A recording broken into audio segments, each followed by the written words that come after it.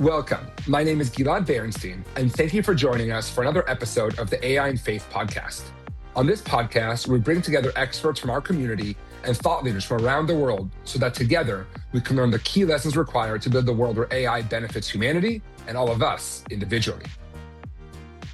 From our perceiving end, AI communicates to us and it can create an image of a holy ideas or of otherworldly ideas. But then how does it move us into a holy lifestyle? Well, it may not, is of course the challenge, right? And so just as an apocalypse is supposed to expand our mind and expand our vision of what God is doing, and then give us some challenges to live out today, I'm thinking of 2 Peter as much as Revelation at this point, so too can AI do that as well. But the question is, will we use it in that way? This week, we continue our 2026 deep dive into the many ways varying religions and faith traditions think about the deployment of AI across society. In this conversation, we will focus on how we can use the Bible to help us answer difficult questions about artificial intelligence in our modern lives. So let's get started. Thank you both for joining us. I am so grateful to have you both joining us for this conversation. And to kick this off, Douglas, please tell us a bit about yourself and your areas of focus. Yes. Hey, great to be here. My name is Douglas Estes, and I'm Associate Professor of Religion at New College of Florida. And my interests are, well, first of all, technology and faith. And so that's why I'm here today. But my primary work is as a biblical scholar, and I also dabble in practical theology as well. Wonderful. And Marcus? Hi, I'm Marcus Schwarting. I am a research scientist at the State University of New York in Buffalo, New York. My work focuses on AI applied to problems in quantum mechanics and materials science, and I am the senior editor for AI and Faith. We are very grateful to have you both. Now, Marcus, you guys have worked together before. You guys have some history of working together. Maybe tell us a little bit about how you met and how long you guys have been working together. Sure. So I believe it was 2021. We met at the Museum of the Bible in Washington, D.C., and the Museum of the Bible was hosting a 2-day conference on AI for Bible translation and interpretation. And we had a number of different speakers there, including myself and including Douglas. And Douglas, towards the end of the conference, said, we should turn this into a book. And I had never thought of doing something like that before, but Douglas has a tremendous amount of experience in that area, and I was very glad to take part in that. Wonderful. And Douglas, maybe tell us a little bit about the other things you've published as well. Well, yes. I think the first thing I would probably mention is that way back in 2009, I published Sim Church, which was a theology of online churches with Zondervan. And that was met with a lot of skepticism and other emotions as people reacted to the idea of online. But post-pandemic, it seems like, just a normal option at this point.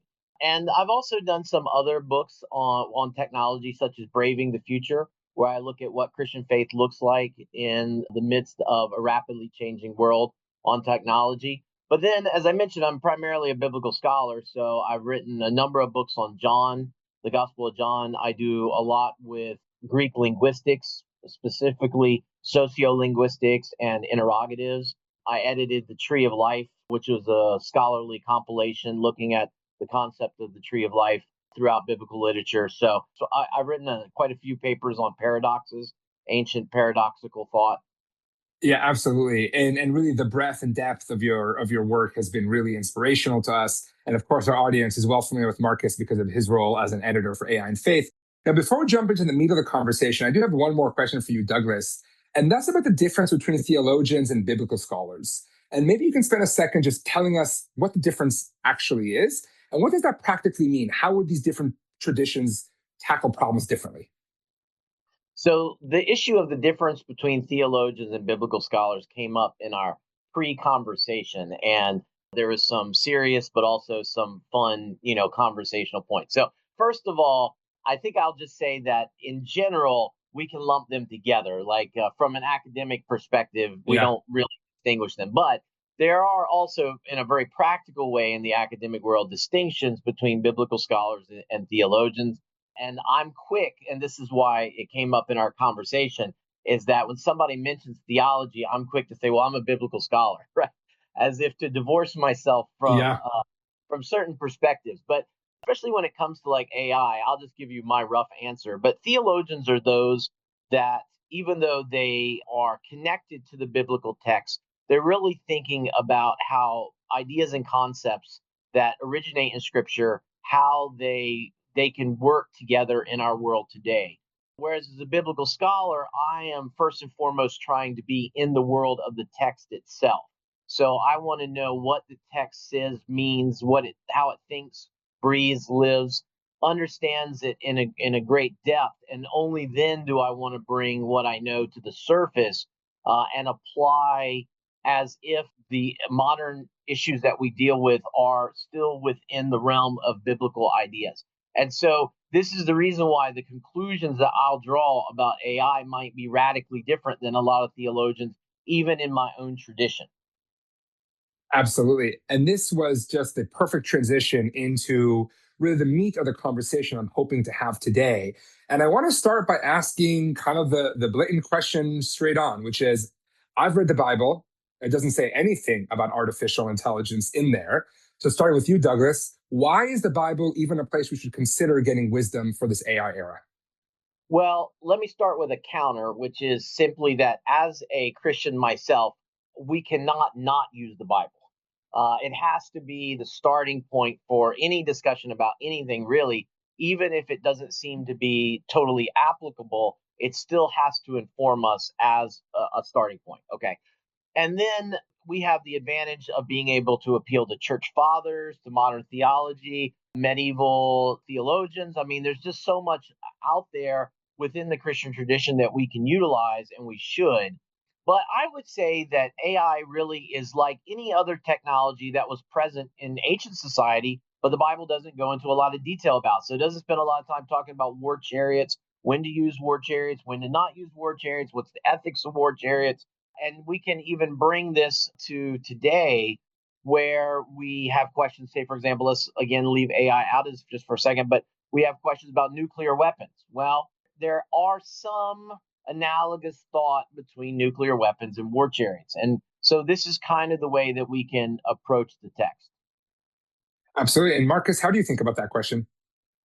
Sure. I think about some of the central themes from scripture that apply to a variety of different ethical contexts. I think a lot of folks point to the Imago Dei as being very important when considering the uses of large language models. And I think folks often point to the Tower of Babel, for example, about the confusion of language and about social divisions. So I think that there is a lot to draw from that doesn't need to get into technological specifics, but provides timeless lessons.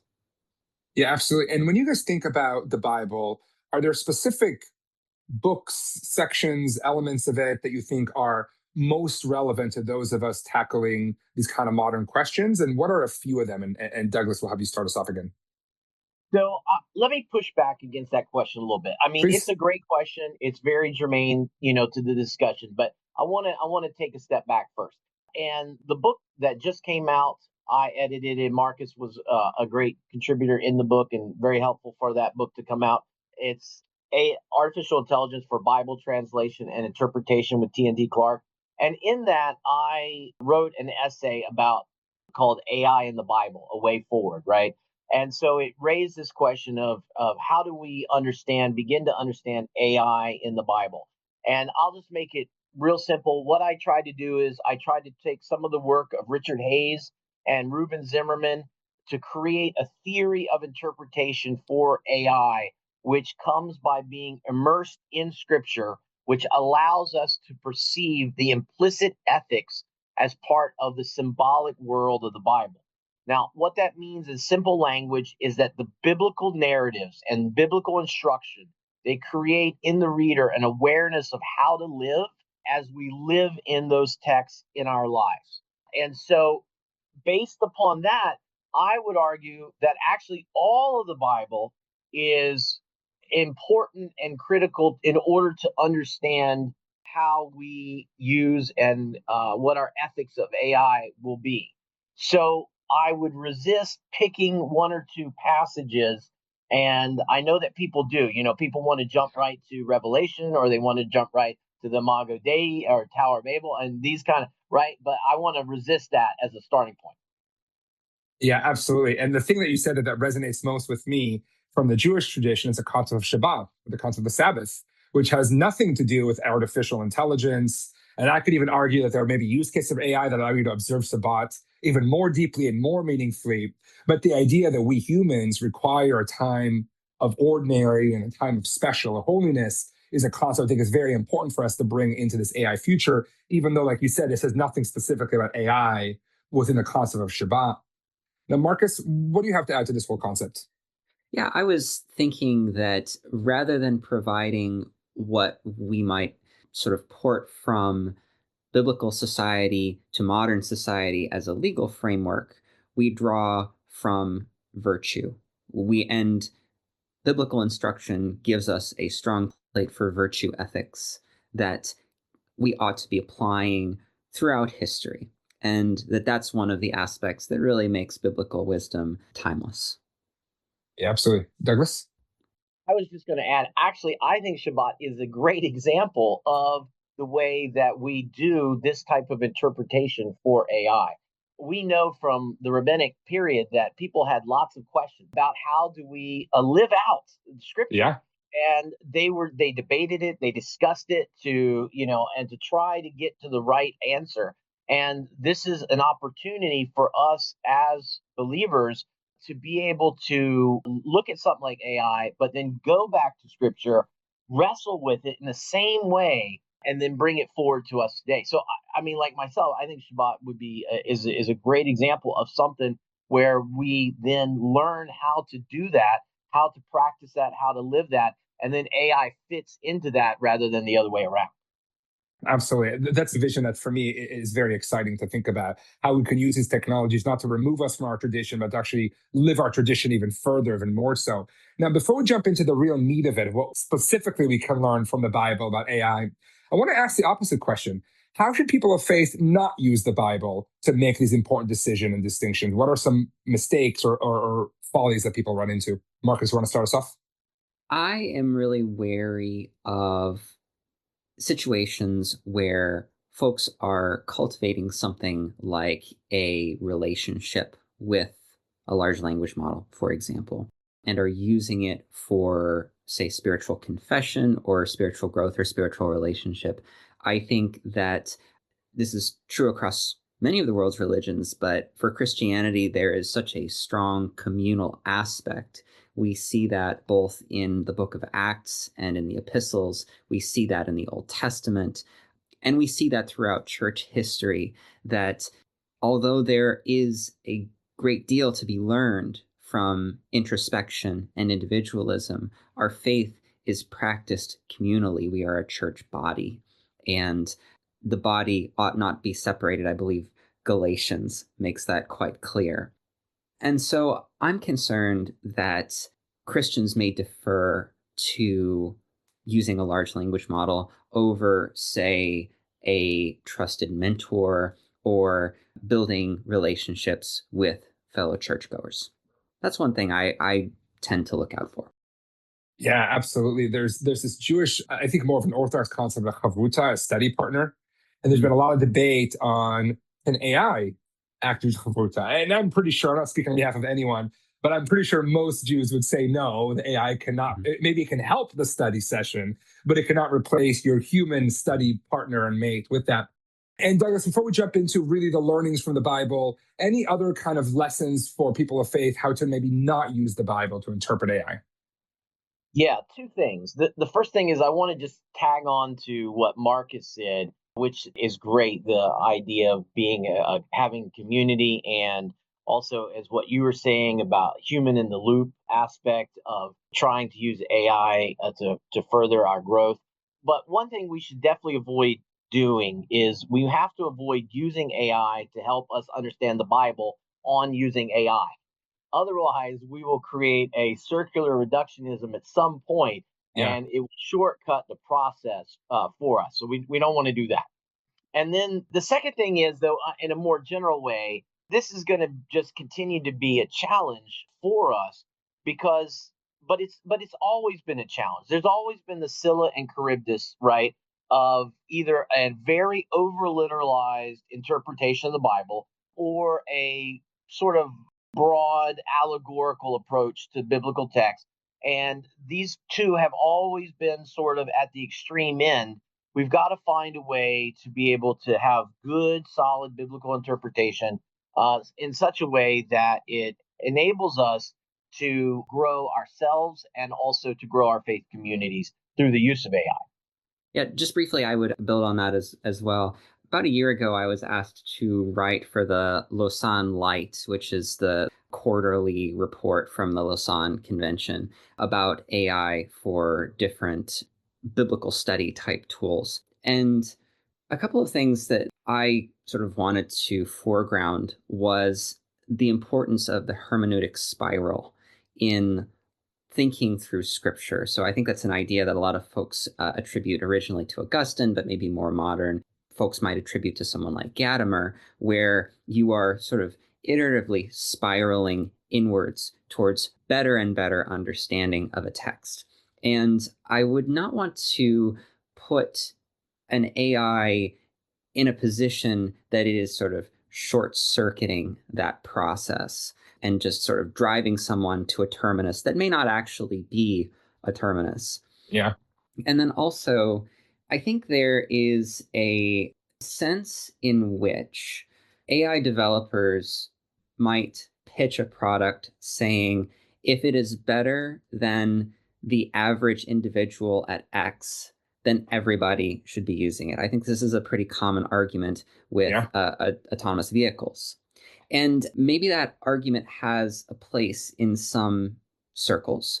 However, I don't think that the average is necessarily as descriptive as we might like. So, given the autonomous vehicles example, for instance, if I have a group of individuals in a part of the United States that are better than average drivers, and the autonomous vehicle is basically an epsilon better than an average driver, their experience is worse, right? Yeah. So I don't think it's fair to compare to an average in the situation of autonomous vehicles. I also don't think it's fair to compare to the average if we're talking about something like doctrinal understanding or exegesis, right? We ought not compare an AI model to the average churchgoer or the average person who is a part of a religious community, because we don't go to just the average person Absolutely. to ask for advice. And even if you do a Google search, you're often pointed to commentaries and resources that have been created by human expertise. And that would be where I would point somebody who has a question about a parable rather than asking a large language model. I think they will get a much deeper and richer understanding from reading that commentary or talking to that mentor instead of just having a few turns with a large language model. Yeah, absolutely. And I think your point there about how in many realms of life, we're not looking for the average level of expertise is exactly right. I mean, the easy example is a doctor. If something is really wrong with you, you don't want the answer from the average person walking down the street. You want an expert who spent a long time studying your disease or your ailment or whatever is going on. I think that's a really, really strong analogy. Now, with so much of kind of great background out of the way, I want to dive straight into the meat of the conversation, which is what can we learn from the Bible as we begin to bring AI into the world? As you guys know, as our audience knows, the great commoditization came into effect about 6 years ago, and we have seen AI rolled into business, into healthcare, into education, into faith, into romance, into effectively every realm of human life and the human experience. And I'm curious, we'll go back and forth a few times, starting with Douglas and going to Marcus. What are one or two lessons that we can learn from the Bible to apply AI in a way that is both pro-human, pro-humanity, and ethical? Let me start with practical theology for this question instead of the Bible. I'm probably going backwards, but that's okay. So one of the things that people who are actively engaged in ministry, and I'm going to suggest that this is true not just in the Christian tradition, but also in the Jewish tradition, for sure, other traditions, which is that clergy, pastors, priests, rabbis, they all complain that their people don't read the text enough, right? Yep. And so my whole life I've heard, discipleship is so low, reading the Bible is so low, et cetera, et cetera, et cetera. And I think that AI represents a great opportunity for people of faith in person and church because it can help us to grow in our discipleship. We can use AI tools to help us to understand the Christian faith better. And also, it can help us with engagement, with Bible engagement and reading the Bible and absorbing the Bible. I know that we're not there yet. And so, what I'm saying now is it's at least as much more a vision of the future of how AI will be used than it is today. To me, today, AI is kind of in the AOL dial up stage, right, of things where it might work, it might not work. But certainly within a few years, there ought to be a way for AI to change discipleship metrics across the board. That one definitely resonates. As a Jewish person living in America, right? Most Jews in America do not speak Hebrew. And they are reading the Bible and they are reading prayers in a language they don't understand. And I have no doubt that AI could definitely help them understand it better and maybe even find new depth of spirituality. Okay, Marcus, you're in the hot seat. What's one thing that we come from the Bible for AI deployment in our world? Sure. So I was thinking I might draw a bit from the passage that I wrote on for the book that Douglas and I edited together. And I had two passages that I talked about. The first was Exodus 21, which is a part of Old Testament case law regarding an ox that gores an individual and the owner's responsibility for the ox that gores that individual. I know that a lot of contributors to the book and a lot of the discussion has been primarily around how should individuals be engaging or not engaging with AI. As somebody who develops AI tools for a living in a lot of different spaces and is really trying to think hard about being ethical in that space. That passage from Exodus really struck a chord with me. Yeah. Because it is an ancient precedent for establishing responsibility for the things that we own or the things that we create. So there's sort of a couple of components to it. The first is regarding an ox that gores an individual. The second is about somebody who goes out and digs a hole, and then another person's donkey falls into that hole. And so the individual who dug the hole is responsible for the donkey that fell in.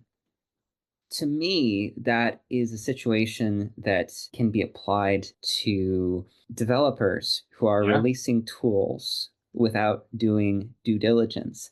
And I think it's in some ways a warning, not to say that all of the Old Testament ought to be considered normative, but that we ought to be really careful about the ramifications of the tools. And if somebody comes to us and says, hey, I found this really dangerous exploit, I've identified where models are suggesting self-harm or are misleading people. That's the situation where developers, I think, have a responsibility to take those issues very seriously. Yeah, absolutely. I spent some time at the Allen Institute, the Paul Allen Artificial Intelligence Research Institute, and their much less eloquent version of that is the AI ate my homework shall not be an acceptable excuse. And at the end of the day, we should all be responsible for our own actions in this world, including the secondary and tertiary. I love that example. Okay, Douglas, what's another lesson we can draw from the Bible? Yes, when we look at Bible passages and understanding different passages and how it relates to AI, I did something different. I really wanted to tackle the issue of AI in the book of Revelation.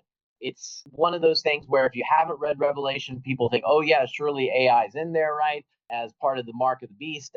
Or maybe if you have read Revelation, you still think that AI is in there because, you see all the different holy things that are going on and unholy things going on and you're quick to put it in with the unholy category. But the truth is there's actually a lot of parallels, I think, between ancient Jewish apocalypses and AI.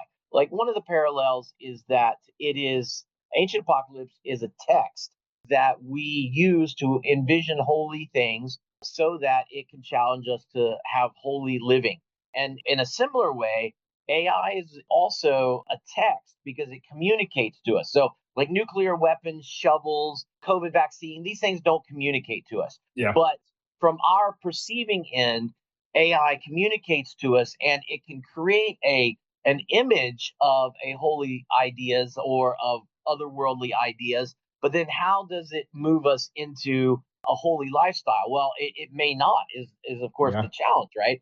And so just as an apocalypse is supposed to expand our mind and expand our vision of what God is doing, and then give us some challenges to live out today. I'm thinking of Second Peter as much as Revelation at this point. So too can AI do that as well.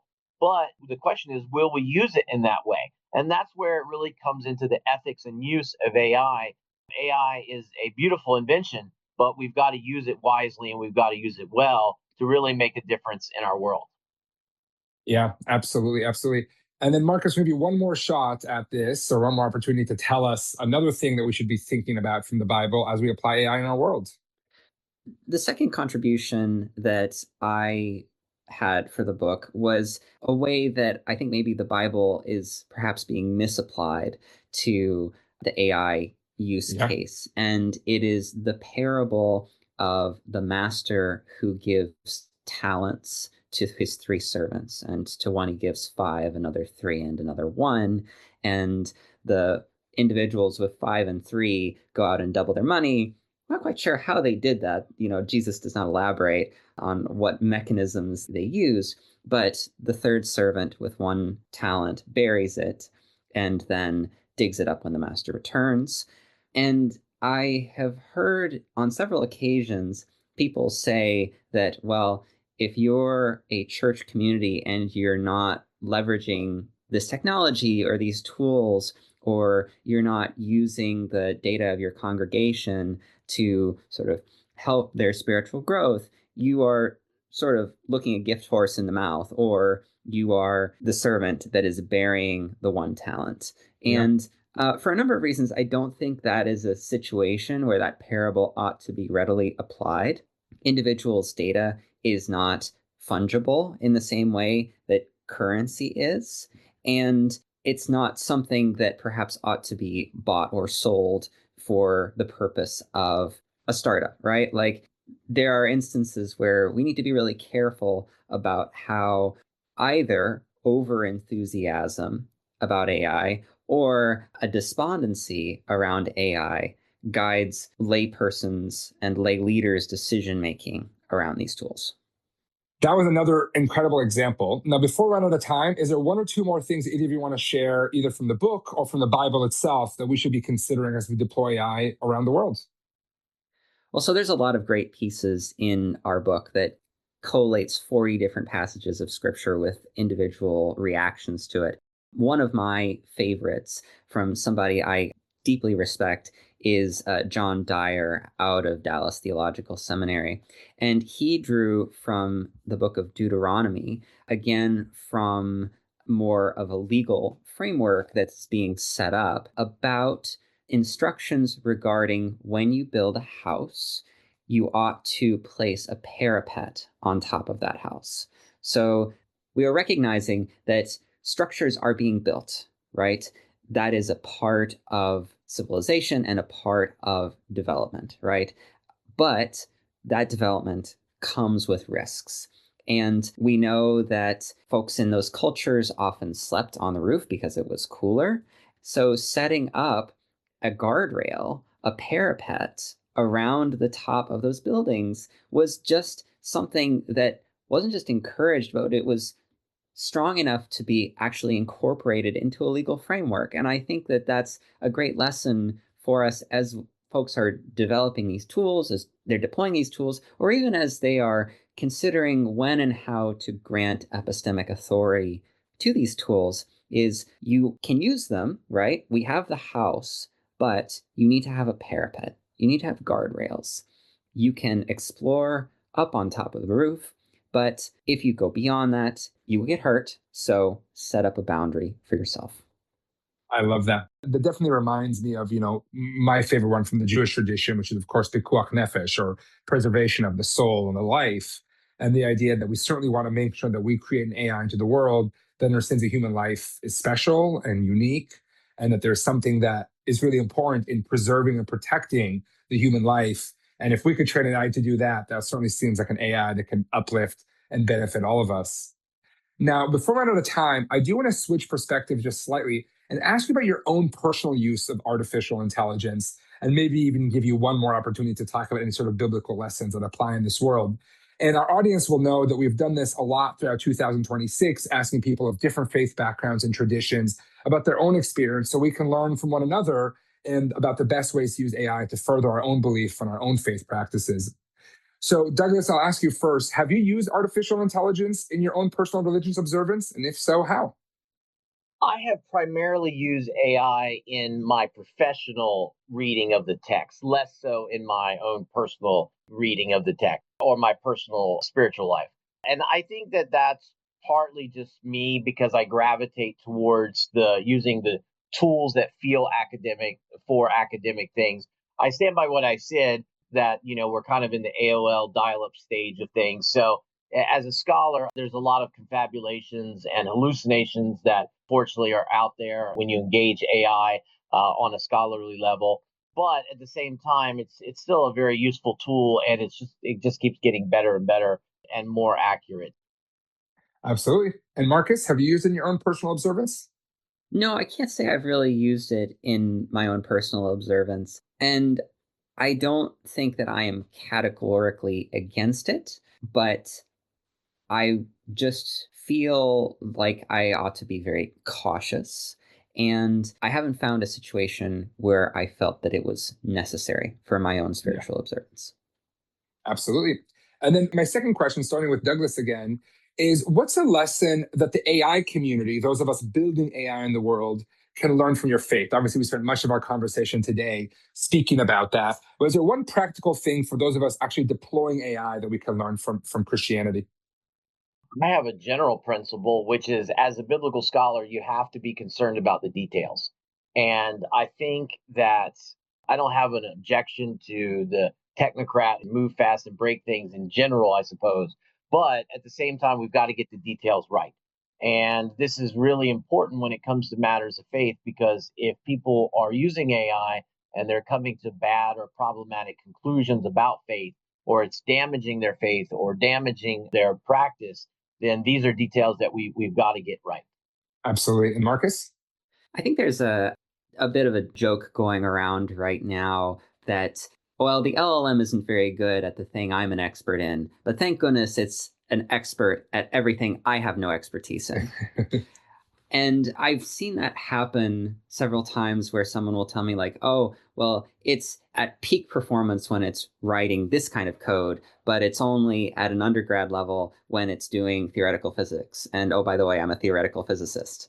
So, Yeah. stuff like that. And I think that, and I've even talked to Christians who are in the tech space saying, well, thank goodness, a few more years from now, we won't need seminaries because LLMs will just be able to provide all of that for us.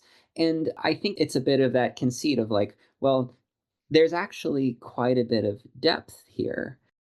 One shouldn't assume that when they're looking at a body of water, it's only 6 inches deep.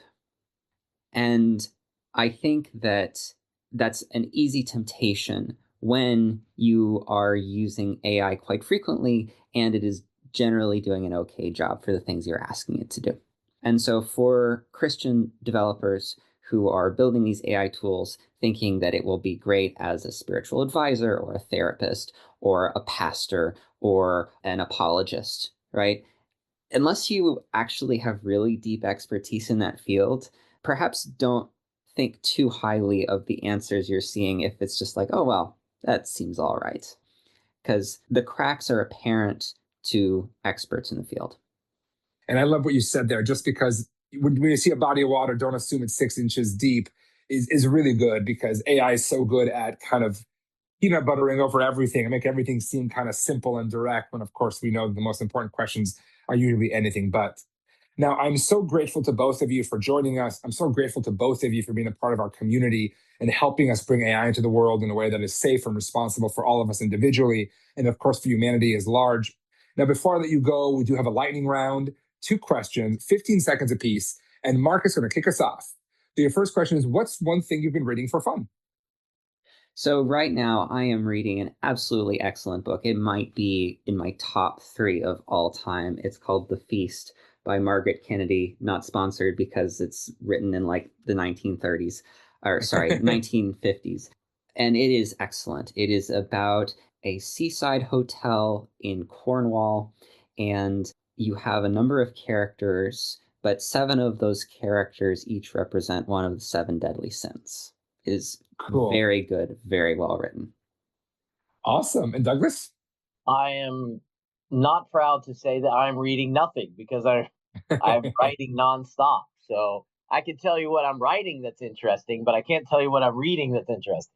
Well, give us one of those. Okay, so what I'm writing is I'm actually finishing up a book on interpersonal conflict resolution. So that should be out hopefully next year.